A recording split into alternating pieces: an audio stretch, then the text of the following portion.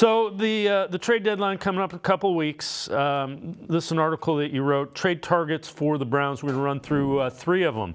Antonio Gibson, running back from the Washington Commanders, kind of has fallen out of favor a little bit because of Brian Robinson there. Mike Gesicki, tight end, pass-catching tight end from the New England Patriots, and a name that we keep hearing a lot about, Garrett Bowles, offensive tackle for the Broncos. Broncos 1-5 now after losing last night to the Kansas City Chiefs. When you look at those, who is the most intriguing for you?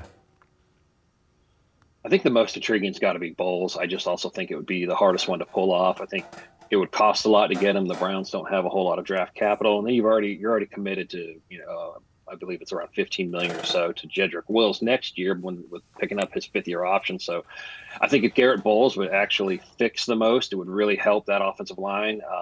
They haven't done good enough job in pass protection, and that's where Garrett Bowles really thrives. So I think he would be he would bring the most impact and fix the most. But it would be really hard. Brian Robinson, I like a lot too.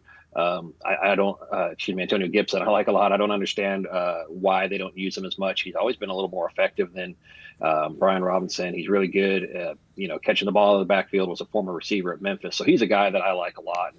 If they continue to struggle to move the ball on the ground, I think that's somebody that you could look at.